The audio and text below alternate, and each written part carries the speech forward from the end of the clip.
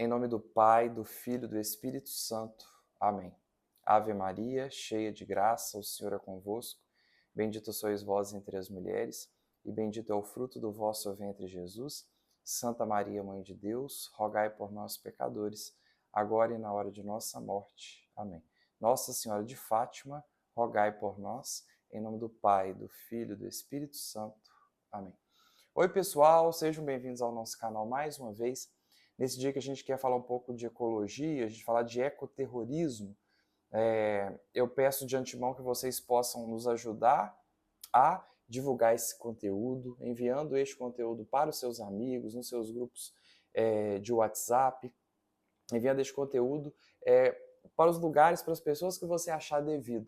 Que o Espírito Santo tocar no seu coração para você enviar, eu peço que vocês possam enviar, nos ajudando a fazer este conteúdo chegar a mais pessoas. Se você ainda não é inscrito, inscreva-se aí no canal, tem a parte de fazer login, que às vezes algumas pessoas têm dificuldade, muitas pessoas falam, se eu tento me inscrever, mas tem que fazer login, talvez vai te dar um trabalhinho aí, para quem não é logado no YouTube, mas eu te convido a nos ajudar, fazendo aí a sua inscrição, curtindo, eu tento sempre responder os comentários, às vezes alguns eu não vejo, eu peço desculpas, mas agradeço pela interação, né? Qualquer coisa que quiserem perguntar, sugestões, dúvidas, críticas, fiquem muito à vontade para falar, até mesmo para criticar, porque isso ajuda bastante no nosso trabalho, naquilo que a gente pode ser melhor, sugerir temas também. Eu já tive muitas pessoas já me enviaram pedidos de temas, é sempre um prazer atender as solicitações de vocês, né? A gente vai tendo essa interação que é muito positiva, eu fico muito feliz com ela. Pois bem, a gente se propõe a falar sobre ecoterrorismo, a gente quer, de certo modo, oferecer um contraponto a tudo que é dito mundo afora sobre esta questão de ecologia, né? Pois bem, tem uma frase que sintetiza muito bem o nosso pensamento, a nossa conversa nesse dia de hoje, ela é mais ou menos assim, né? Nós apresentamos a igreja, mas disseram, não queremos a igreja, mas queremos Deus. Com o tempo, nos disseram, não queremos Deus, queremos o homem. Passado um pouco, mais o tempo, começaram a dizer, não queremos o homem, queremos a criação, queremos as criaturas. E sintetiza bastante a parte mais importante da nossa conversa neste dia de hoje. Eu quero explicar as coisas muito bem aqui, para que não fique mal entendido. Toda a minha conversa aqui, em muitos dos nossos vídeos, ela é muito dialética, né? Confrontação de hipóteses, enfim. Eu vou mostrando um lado e mostrando o outro lado, principalmente nesses assuntos um pouco mais polêmicos, com o objetivo da gente chegar à verdade, ao conhecimento da verdade sobre aquele determinado assunto e esclarecer algumas coisas que andam, digamos assim, escurecidas, né? Algumas situações que precisam de uma certa luz e de uma reflexão sobre elas. Então, se você às vezes assistiu o vídeo até pela metade, você vai ter uma determinada impressão que não é aquela que a gente quer passar. Pois bem, essa frase ela sintetiza bastante a nossa conversa. E é entender que o ser humano é o centro da criação. Deus criou o céu, Deus criou a terra, Deus criou os animais, e cabe a nós respeitá-los por amor a este Deus criador. E nós temos coisa a fazer em relação a isso, nós temos uma responsabilidade e é necessário que a gente tenha essa autoconsciência e também essa autorresponsabilidade, essa responsabilidade referente ao cuidado que devemos ter com a terra, até porque é o lugar onde nós moramos, nós vamos cuidar e preservar disso aqui. Entretanto, o ponto-chave da nossa conversa é a compreensão de que o ser humano é o centro da criação. A terra ela vai acabar, os animais vão acabar. Você pode amar a floresta amazônica, mas um dia ela vai acabar. Mas a alma humana, uma única alma humana, ela é eterna, ela é para sempre. Então, sim, um ser humano é mais importante do que toda a floresta amazônica. Um só ser humano é mais importante do que o planeta todo, do que todas as galáxias e todo o universo. Porque o ser humano tem uma alma humana imortal e essa alma é para sempre. Aqui eu já quero retirar aquela ideia, um pensamento que existe, uma classificação em que é chamado de especismo, em que o ser humano é igual a todas as outras espécies. Não é. O ser humano não é tão importante quanto um cachorro, por mais que você ame o seu cachorro. O ser humano não é tão importante quanto uma vaca, um ornitorrinco ou uma equidna. O ser humano é mais importante do que todos estes animais. E ele é o centro da criação. Você ofende a Deus e a sua criação se você não entender isso, não entender que o ser humano é aquele que vai cuidar, é aquele que o Senhor manda submeter, né? Que é função de Adão e Eva, dos primeiros, dos nossos pais e nossa função também. Cuidar é verdade, mas tendo como o mais importante o ser humano. E essa ordem, infelizmente, ela foi invertida, né? Invertida por este pensamento, como eu disse, que é propagado mundo afora, de que temos, então, a mesma importância dos demais animais e seres, não temos. E isso acabou fazendo um ambientalismo doente, um ambientalismo patológico, que faz mal ao ser humano, que fere o ser humano, que prejudica o ser humano. A gente vai desenvolvendo essa conversa ao longo do vídeo, mas cuidado com esse ativismo doente, cuidado. É muito interessante que, para dar um exemplo dessas questões, como elas são, São Francisco de Assis, ele é um santo, né?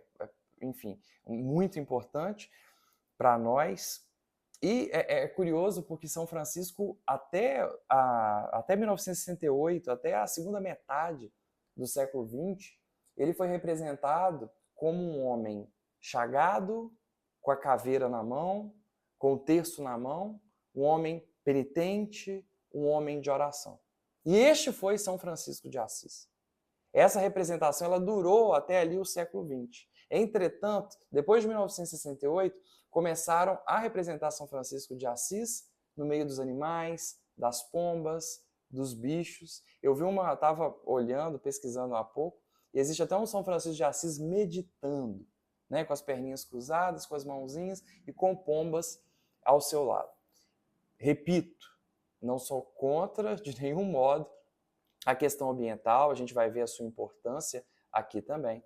Só que antes de tudo, São Francisco de Assis, muito antes de ser o protetor dos animais, é um homem que abraçou o sofrimento de Cristo, foi o primeiro santo que nós temos notícia de que tenha sido chagado, um santo que sofreu as dores do Cristo, um homem da penitência, do jejum, da oração, que fazia caridade, cuidava dos pobres e viveu de uma maneira ímpar a pobreza evangélica. Então, este é São Francisco de Assis. E não São Francisco de Assis simplesmente que conversa com os animais ou que protege os animaizinhos. Cuidado. Cuidado com essas coisas. Então, isso serve para a gente representar também, como eu dizia, né, a primazia do ser humano, a importância da espiritualidade, a importância da vida de oração, a importância dessa busca por Deus e pelas coisas de Deus, muito mais do que as coisas da terra. Porque muitas vezes, embutido neste ambientalismo, há aquilo que a gente chama de terrestrialização do pensamento, em que é colocado apenas esta terra tem valor e nós esquecemos da outra vida. Não, essa terra tem valor, nós vamos cuidar dela pelas próximas gerações, vamos cuidar dela por respeito e amor ao Deus Pai Criador. Mas nós queremos novos céus e novas terras. E que isso fique muito bem dito. E que isso fique muito bem claro. Porque cuidando demais dessa terra, nós esquecemos da outra vida. Entendem? Então a gente precisa ver a nossa motivação. Por que eu vou cuidar do meio ambiente? Primeiramente por amor a Deus Pai. E depois porque eu preciso sim assegurar para as próximas gerações um ambiente agradável, um ambiente bom para os nossos filhos, os filhos dos nossos filhos e assim sucessivamente. Mas mais importante do que a terra é o céu. Mais importante do que o São Francisco, junto com os animais, é o São Francisco das chagas, das dores e do amor a Cristo. Não estou anulando a importância dessa preocupação ecológica, mas que ela não seja doente, que ela não oprima, que ela não faça mal ao ser humano. Porque muito se diz em defesa do meio ambiente, em Amazônia, sim, com certeza, extremamente importante. mas já olharam para a importância daquela população que vive ali, que é muito pobre e que sofre muito? Já olharam para ver maneiras, sim, sustentáveis de cuidar da floresta, mas têm se lembrado do pessoal, das pessoas que moram ali, nas suas dificuldades, dores, problemas, nos seus dramas, em um lugar sem acesso, né, à saúde, à educação e a tantas outras coisas. Então, a gente precisa compreender isso, que fique muito bem gravado no nosso coração a importância, acima de tudo, do ser humano. Senão essa ecologia, essa falsa ecologia, ela mata, ela não traz vida. E não é isso que a gente acredita. Pois bem, mas em relação, pessoal, a meio ambiente, a tantas outras coisas na vida, é necessário ficar dito o seguinte, que cada um faça a sua parte, certo? As pessoas delegam muito, trabalham, existe um ativismo muito grande mundo afora, mas o que a gente pode fazer pelo meio ambiente é a nossa parte, efetivamente. É a nossa parte no sentido de nós gastarmos menos água, nós economizarmos em relação à comida. Muitas vezes, quanta comida é jogada fora nas nossas casas. Mas nós podemos fazer, às vezes, menos comida ou doar esta comida para outras pessoas quando essa comida está em excesso. Evitar o consumismo exagerado. Tem tantas pessoas que compram, e isso vai virar lixo. E a gente pode ter uma vida mais austera, uma vida com menos gastos. Esse limitado universo daquilo que eu estou falando é aquilo que é realmente importante, que é cada um se conscientizar e fazer a sua parte. Muito além, muito mais importante do que essa preocupação em obrigar o Estado tem que fazer isso, o Estado tem que fazer aquilo, porque isso só vai ser resolvido se o Estado... A nossa capacidade de atuação no mundo ela é muito pequena. A gente precisa compreender isso. Existem medidas que o Estado pode tomar, mas até mesmo o Estado tem uma capacidade extremamente limitada de ajudar. Entra governo e sai governo. Existe uma grande confusão em relação à Amazônia, por exemplo. Vejam que a quantidade, né, de fronteiras da Amazônia e o tamanho do território é tão grande que governo nenhum é capaz de cuidar. O governo anterior a este não conseguiu cuidar. Este governo, as coisas na verdade estão piorando em relação à Amazônia. E ninguém tem condição de resolver aquilo. E aí vocês vão dizer assim, manda para o exterior, né? Pedir aos países, os outros países do mundo para cuidar da Amazônia. Eles querem tudo, menos cuidar da floresta. Então, o escopo de coisas que nós podemos fazer é extremamente limitado e a gente precisa compreender e aceitar isso. E muito mais que isso, a gente precisa fazer, cada um, a sua parte. Não é verdade? E existem tantas maneiras, tantas coisas que nós podemos fazer em casa, né? A doação de roupas, por exemplo. Quantas vezes você tem roupas dentro da sua casa que na sua casa você não usa mais, você engordou, você emagreceu, você não gosta mais, você para de usar aquilo. Né? E às vezes a roupa está em bom estado. Por que não doar? Por que não doar para o pessoal da Mãe do Infinito Amor? Né? Faz um bazar, por exemplo, tantas igrejas fazem, para que outras pessoas possam utilizar. Você está sendo solidário e você também está ajudando ao meio ambiente, ajudando o ser humano e ajudando ao meio ambiente, fazendo uma prática simples como essa. Então comece a repensar, né? Às vezes você vê pessoas lavando, às vezes estou na cozinha e tem alguém lavando vasilha e a pessoa abre a torneira e vai lavando e saboando as vasilhas com aquela torneira ligada. Não, é só desligar. É água potável que você está evitando que ela seja jogada, lançada, que ela seja suja. Né? E você está evitando que desnecessariamente essa água seja utilizada. Então essa economia ela é extremamente importante.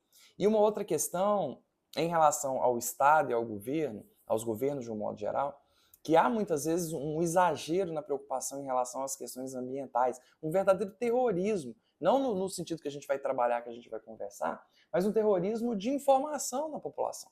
Eu via um ativista esses dias, há um tempo atrás, falando sobre a questão climática, e segundo as previsões dele, em um ano, a população, o mar vai se esquentar tanto, as águas vão aquecer tanto, que vai acabar com toda a população marinha. e falava isso num determinado podcast, num determinado programa.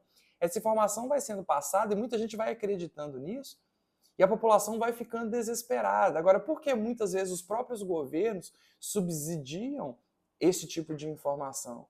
Esse medo em relação ao futuro, em relação ao mundo? Para que as pessoas acreditem no seguinte: nós precisamos de um governo, nós precisamos de uma intervenção, nós precisamos de uma ajuda. O Estado, ele quer muitas vezes o poder mandar, como diz Ortega y Gasset, né?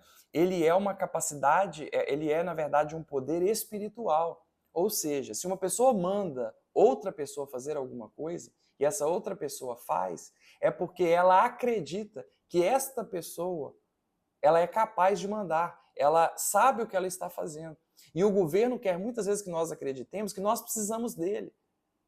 Porque se nós formos ver, no fim das contas, a gente não precisa do governo, ou pelo menos não precisa do governo tanto assim. Pensem em vocês. A gente precisa do governo para a educação, para a saúde, para a segurança pública. Você precisa para a educação, mas se você quiser um colégio bom para o seu filho, você tem que pagar. Você precisa do governo. Sim, eu preciso do governo para a saúde. Mas se você quiser ter saúde e qualidade, você precisa pagar um convênio, pelo menos. Ou pagar por fora esse dinheiro para a sua saúde. Eu preciso do governo para a segurança pública. Piada, né? Veja a situação do Rio de Janeiro, por exemplo. Gravíssima, gravíssima de segurança pública. O Estado brasileiro é incapaz de dar segurança, né, aos seus estados, ao seu país. Entendo que nós precisamos muito menos do Estado. Existe aquele livro, né, 100 Anos de Solidão, que até ganhou o prêmio Nobel, virou até série na Netflix. Tem uma coisa muito interessante dele, que apesar de ser um filme que faz uma apologia revolucionária, né, ele faz uma argumentação muito interessante, que na cidade onde aquela família é retratada, antes do poder estatal chegar com mais força lá, aquela população vivia muito melhor, porque havia menos a presença do Estado, e a própria população era capaz de resolver os seus problemas. E é isso muitas vezes o Estado não quer que a gente saiba, que a gente precisa menos dele do que a gente imagina. Então, há um grande processo de veiculação dessa informação para que a gente acredite que a gente precisa do Estado, para que o Estado continue mandando e continue nos oprimindo. Não é verdade? Porque, na verdade, é isso que acontece. O Estado, na verdade, é um grande peso que a gente traz nas nossas costas. Não estou defendendo aqui de nenhum modo a anarquia ou o fim do Estado, mas que a gente possa entender que se a gente quiser fazer alguma coisa, a gente precisa fazer. E não depender ou querer o Estado. Assim como eu fico com pena dessa gente que acredita tanto em política, que acha que o político A ou B vai resolver o problema do mundo. Ou o problema do Brasil, que seja, não vai. Claro que é importante, claro que tem a sua importância, você defender, enfim. Mas não caiam nesse engano, nessa miragem de achar que alguém vai resolver esse problema chamado Brasil. O Brasil tem problemas espirituais gravíssimos, problemas morais gravíssimos. Ninguém vai resolver isso. Pelo menos a gente precisaria aí de décadas de muito trabalho, de muita graça de Deus, de muito estudo, de muita oração, para que o problema desse país, para que o Brasil melhorasse um pouquinho. Mas não tem jeito, não tem jeito. Não é o governo A ou B que entrar na próxima eleição que vai resolver o problema, que é, na verdade, muito mais grave, muito mais complicado. E aí, para a gente conversando sobre esses exageros, esses excessos que são feitos em relação à ecologia, como eu dizia, o Estado quer que nós acreditemos na necessidade, que nós precisamos dele. Então, muitas vezes veiculam, subsidiam essas informações para a população de que está tudo muito caótico, de que o mundo vai acabar ano que vem, para que a população acredite que precisa dele. Mas, para além disso, tem algo que é mais complicado ainda, que é aquilo que a gente chama de ecoterrorismo. O ecoterrorismo, na verdade, essa palavra não existe, ela foi um neologismo que foi inventado para práticas ilegais que ambientalistas fazem, destruindo o próprio ambiente, muitas vezes, que eles mesmos dizem defender, né? Se tem uma determinada propriedade privada, por exemplo, que faz alguma coisa que eles são contra, eles vão lá e destroem, picham aquela determinada propriedade, né? Propriedade, muitas vezes, que simplesmente não tem nada de errado com elas, simplesmente produzem carne bovina, né? Quando eu digo da importância do ser humano, isso precisa ficar muito claro. Existem pessoas que defendem, por exemplo, defendem em relação a estimular, a desestimular, que os governos têm que desestimular, sobretaxar, por exemplo, a produção de carne de boi. Porque o boi produz metano, o metano faz mal para o ambiente, e aí isso contribui para o aquecimento global. Agora, o que é curioso nisso? As disparidades socioeconômicas que nós temos no Brasil e no mundo inteiro, e a compreensão muito simples de que se eu sobretaxar a carne, se eu dificultar a produção de carne, as pessoas mais pobres não vão comer carne, elas já não comem. Elas já não comem, é aí que elas não vão comer carne mesmo. Quantas pessoas, muitas vezes, comem salsicha em casa porque não tem condição de comprar, às vezes, nem frango, que é uma carne mais barata. Né? O ovo do cara do jeito que está, daqui a pouco as pessoas não conseguem comprar mais ovo. E aí, se eu dificultar a produção de boi para supostamente proteger o ambiente, coisa que também é questionável, se essa medida é realmente eficaz, o preço da carne fica mais alto e mais pessoas vão passar fome e mais pessoas vão ter dificuldade de se alimentar com proteína por causa de uma medida desse tamanho, uma medida dessas.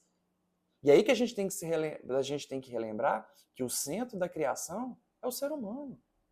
Né? O próprio Deus amou tanto o homem que se fez homem para morar conosco.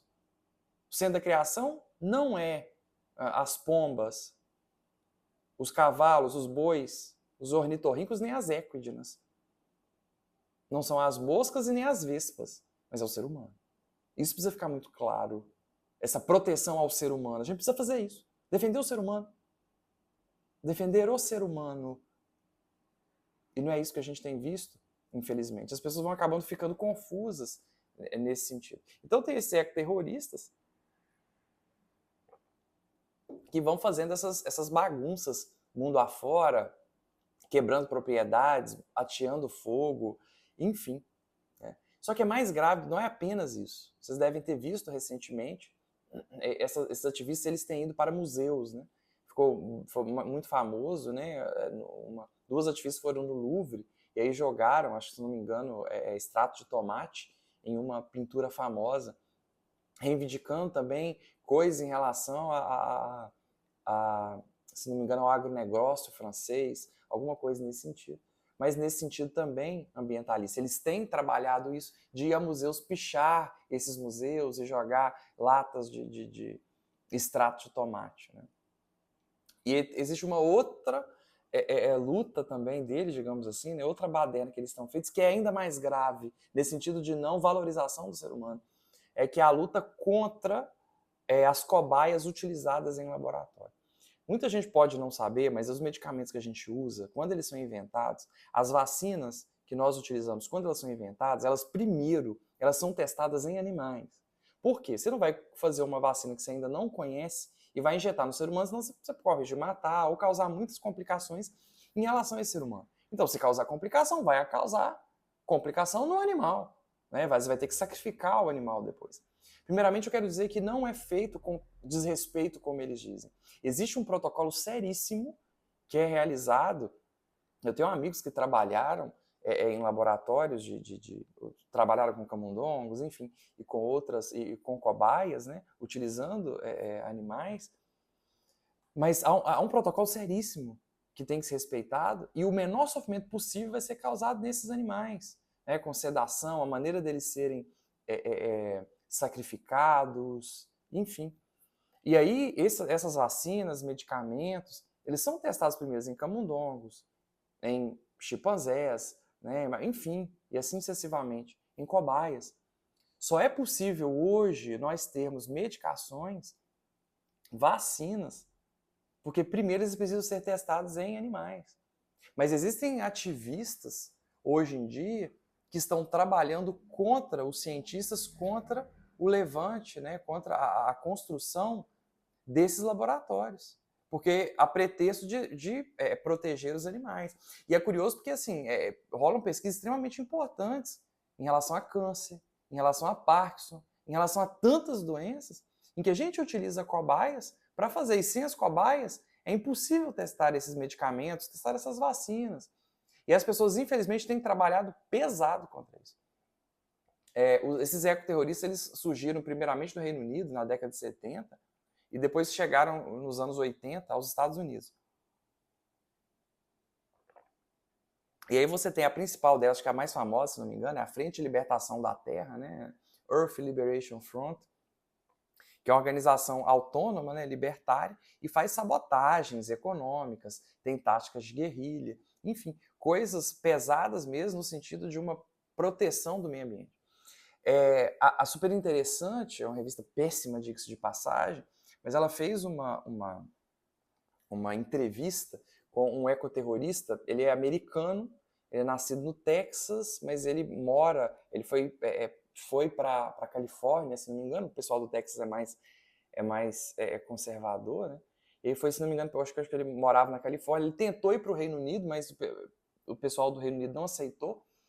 Questionou as questões do visto dele justamente por causa desse comportamento perigoso que ele tem, dessas ideias, enfim, não são ideias, mas desse ativismo patológico, doentio que ele faz. Ele é um médico, né, chama Jerry Vlasak, e para vocês terem ideia, ele diz ser moralmente aceitável assassinar cientistas que trabalhem com cobaias em laboratórios.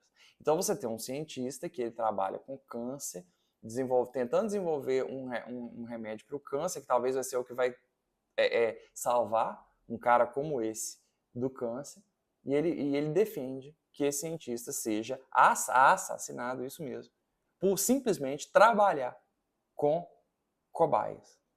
Esse médico ele faz uma assessoria, ele trabalha no hospital,